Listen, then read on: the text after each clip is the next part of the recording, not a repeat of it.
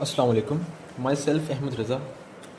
Today our topic is cardiac arrhythmias and their electrocardiographic interpretation, chapter number 13 from the Guyton and Hall textbook of medical physiology. In this chapter, first of all, we will talk about tachycardia. Tachycardia means a fast increase in the heart rate. Tachycardia में हमारा heart rate 100 beats per minute तक पहुंच जाता है in an adult. Tachycardia की बहुत सी reasons हैं, बहुत सी कॉजेज़ हैं involving increase body temperature, dehydration, blood loss anaemia, stimulation of the heart by the sympathetic nerves and toxic conditions of the heart. Fever के दौरान हमारा टैकीकार्डिया इसलिए होता है क्योंकि इंक्रीज बॉडी टेम्परेचर की वजह से जो साइनस मेटाबॉलिज्म है, rate of metabolism of sinus node है वो इंक्रीज़ कर जाता है। इसकी वजह से साइनस का जो वर्क है वो बढ़ जाता है और excitation by the sinus node increase कर जाती है और हमारा हार्ट रेट साइमल्टेनियसली इंक्रीज कर जाता है। Now bradycardia which is totally opposite to that of the tachycardia in which our heart rate decreases to 60 beats और less beats per minute. Bradycardia athletes में देखा जाता है बिकॉज एथलीट्स का heart normal person के मुकाबले में ज़्यादा हेल्दी और एफिशिएंट होता है। मींस नॉर्मल पर्सन के कंपैरिजन में एथलीट्स का कार्डियक आउटपुट ज़्यादा होता है, इसलिए जब एथलीट्स रेस्ट की कंडीशन में होते हैं, अगर उनका हार्ट रेट नॉर्मल पर्सन की तरह होगा लाइक 72 बीट्स पर मिनट, तो उनका कार्डियक आउटपुट ज़्यादा हो जाएगा। इसलिए इसको मेंटेन करने के लिए, इसको नॉर्मलाइज करने के लिए एथलीट्स के अंदर ब्रेडिकार्डिया होता है और उनका heart rate almost 60 beats per minute तक चला जाता है ताकि उसको मेंटेन किया जा सके कार्डियक आउटपुट को। And the second cause of the bradycardia is the vagal stimulation, means parasympathetic stimulation. As we know that in parasympathetic stimulation our heart rate decreases and which is known as bradycardia. Basically होता ये है कि जो vagus nerves हैं वो acetyl choline release करती हैं vagal endings से हार्ट में, जिसकी वजह से पैरासिम्पैथेटिक इफेक्ट होता है। Now our next topic is sinus arrhythmia. Arrhythmia means lack of rhythm. During a quiet respiration, our heart rate can increase or decrease only by 5%, while in case of deep respiration, our heart rate can increase or decrease by 30%. Sinus arrhythmia basically means कि हमारा heart rate increase करना, heart rate decrease करना, मतलब rhythm में change आना heart की, और इसकी जो कॉज है वो पैरासिम्पैथेटिक और सिम्पैथेटिक स्टिमुलेशन है। इन साइनो एट्रियल ब्लॉक ऐसे नोड से जो इम्पल्सेस जनरेट होती हैं वो एट्रियल मसल तक ट्रैवल नहीं कर पाती और जो एट्रियल कॉन्ट्रैक्शन है वो सीज़ कर जाती है, रुक जाती है, जिसकी वजह से पी वेव, जैसे कि हम जानते हैं, P wave refers to the atrial depolarisation on the ECG graph, वो भी रुक जाती है। मींस के पी वेव जो है वो डिसअपियर हो जाती है। जब एट्रिया से कोई रिस्पॉन्स नहीं आता तो एवी नोड जो है वो एज अ पेस मेकर काम करते हैं और वो वेंट्रिकल्स को रिदम देते हैं, वेंट्रिकल्स को सिग्नल देते हैं और वेंट्रिकल्स एक अपना रिदम जनरेट करता है ताकि जो हार्ट की कॉन्ट्रैक्शन है उसको कंटिन्यू किया जा सके, जिसकी वजह से क्यूआरएसटी कॉम्प्लेक्स जो है वो स्लो डाउन हो जाता है लेकिन रुकता नहीं है। साइनो एट्रियल ब्लॉक की जो मेजर कॉजेज़ हैं उसमें आ जाता है हमारे पास मायोकार्डियल इस्कीमिया, इन्फ्लेमेशन और इन्फेक्शन ऑफ द हार्ट और side effects from certain medications. Now we will talk about atrioventricular block, means atria से वेंट्रिकल्स तक ट्रांसमिशन ऑफ नर्व इम्पल्स का ब्लॉकेज। हम जानते हैं कि एट्रिया से वेंट्रिकल्स तक जो नर्व इम्पल्स जाती हैं उनके पास सिर्फ एक ही रास्ता होता है, that is AV bundle, also known as the bundle of His. Atrioventricular block की जो मेजर रीजंस हैं वो हैं ischemia of the AV node और AV bundle fibres, compression, inflammation, extreme stimulation of the heart by vagus nerves, degeneration of the AV conduction system and medications. Atrioventricular block की basically two types हैं, incomplete atrioventricular block and complete atrioventricular block. Incomplete atrioventricular block की further to conditions हैं, first degree block and the second degree block. The number one condition of the incomplete atrioventricular block is the first degree block. Normally P wave और Q R S wave के दरमियान जो time period होता है, जो gap होता है वो 0.16 सेकंड होता है, लेकिन फर्स्ट डिग्री ब्लॉक में ये टाइम पीरियड 0.16 सेकंड से बढ़कर ऑलमोस्ट 0.20 सेकंड्स तक चला जाता है। मींस के ऑलमोस्ट 0.4 सेकंड्स का डिले आ जाता है ड्यू टू ब्लॉकेज। यहाँ मैं आपको एक चीज़ रिमाइंड करवा दूँ कि ईसीजी ग्राफ पर जो पी वेव होती है उसका मतलब होता है atrial depolarisation, while Q R S wave refers to ventricular depolarisation. मतलब कि पी वेव और क्यू आर एस वेव के दरमियान जो गैप आ रहा है, जो डिले आ रहा है in the first degree block, उसका मतलब ये है कि एट्रिया से वेंट्रिकल तक जो नर्व इम्पल्स ट्रांसमिट हो रही हैं उनके दरमियान जो है वो डिले आ रहा है। The next one is the second degree block. The concept of this one is exactly similar to that of the first degree block, but the difference is that in the second degree block, the time period increases from 0.25 to 0.45 second rather than 0.20 second. Now the last one is the third degree block, also known as the complete AV block. इसमें atria से ventricles तक transmission of nerve impulse completely block हो जाती है। जब एवी conduction seize करती है, रुकती है, तो वेंट्रिकल्स फ़ौरन से ही इंडिपेंडेंटली वर्क करना स्टार्ट नहीं कर देते, बल्कि there is a delay of about 5 to 30 seconds, और इस डिले को हम कहते हैं वन ड्राइव सप्रेशन।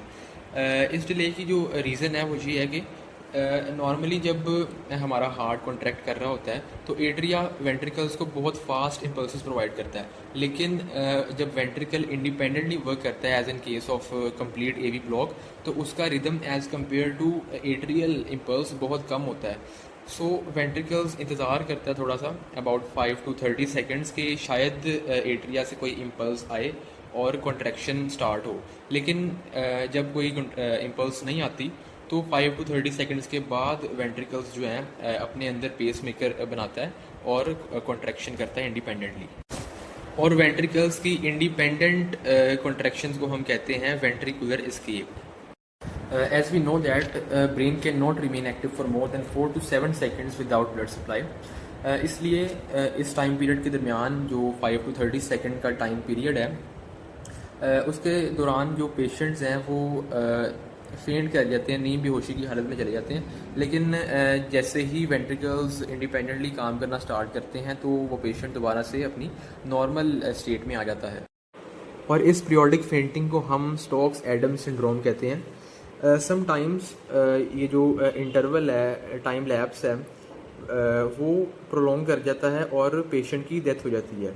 इसीलिए ऐसे पेशेंट्स में आर्टिफिशियल पेसमेकर लगाया जाता है beneath the skin with electrodes usually connected to the right ventricle, ताकि अगर ऐसी सिचुएशन हो तो आर्टिफिशियल पेसमेकर फ़ौरन जो है वेंट्रिकल्स को इम्पल्स प्रोवाइड करे और वेंट्रिकल्स इंडिपेंडेंट वर्क करना स्टार्ट कर दे। Now our next topic is incomplete intraventricular block. Means कि लेफ़्ट और राइट वेंट्रिकल के दरमियान ट्रांसमिशन ऑफ नर्व इम्पल्स की ब्लॉकेज, और इसकी कॉजेज़ भी एवी ब्लॉक की कॉजेज़ की सिमिलर हैं। और इनकम्प्लीट इंट्रावेंट्रिकुलर ब्लॉक के केस में हमें जो ईसीजी ग्राफ रिसीव होता है उसे हम इलेक्ट्रिकल ऑल्टरनेट कहते हैं। Now we will talk about premature contractions. Premature contraction से मुराद ये है कि अभी एक एक्शन पोटेंशियल ख़त्म नहीं हुआ और दूसरा एक्शन पोटेंशियल जनरेट हो जाना, इसको हम प्रीमेच्योर कॉन्ट्रैक्शन कहते हैं, also known as extra systole, premature beat और एक्टोपिक बीट।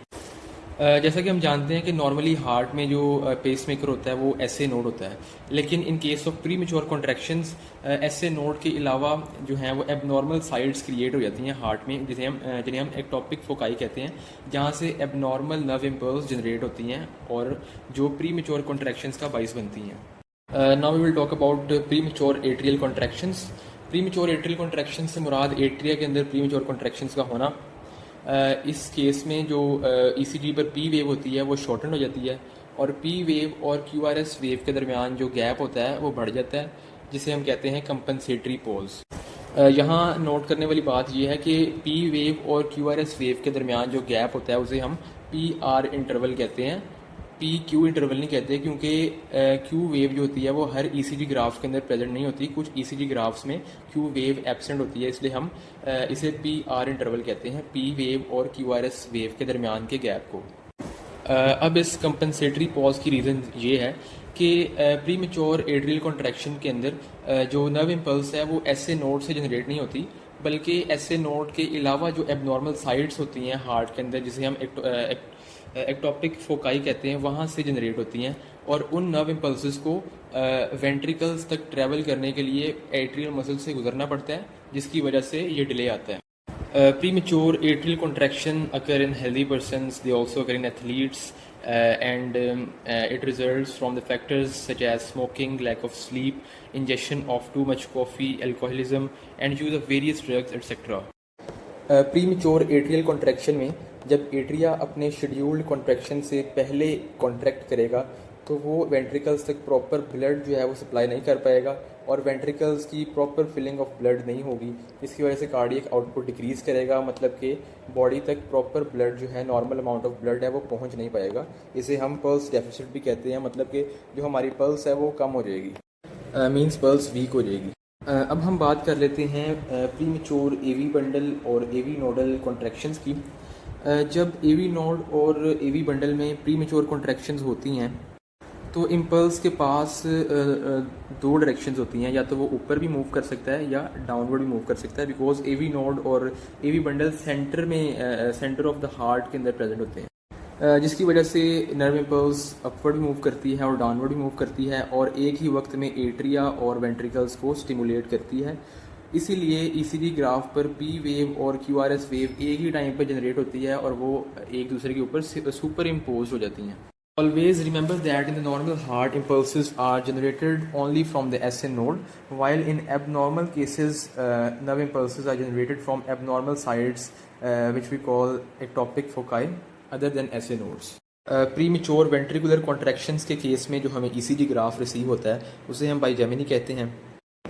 इस केस में क्यूआरएस कॉम्प्लेक्स जो है वो कंसीडरेबली प्रोलॉन्ग कर जाता है। इसकी वजह ये है कि जब नॉर्मली हमारा हार्ट कॉन्ट्रैक्ट करता है तो नर्व इम्पल्स ऐसे नोड से जनरेट होती हैं, लेकिन प्रीमेच्योर वेंट्रिकुलर कॉन्ट्रैक्शंस में जब एबनॉर्मल साइट्स जो क्रिएट होती हैं वेंट्रिकल्स में जहाँ से नर्व इम्पल्स क्रिएट होती हैं तो वहाँ नर्व इम्पल्स को वेंट्रिकुलर मसल से ट्रैवल करके जाना पड़ता है रिस्पेक्टिव मसल्स की तरफ, लेकिन जब नॉर्मल हार्ट कॉन्ट्रैक्ट करता है तो वो सिंपली परकंजी फाइबर्स के ज़रिए से वेंट्रिकल्स तक इम्पल्स सप्लाई करता है, जिसकी वजह से जो है प्रीमेच्योर वेंट्रिकुलर कॉन्ट्रैक्शंस के अंदर क्यूआरएस कॉम्प्लेक्स प्रोलॉन्ग कर जाती है।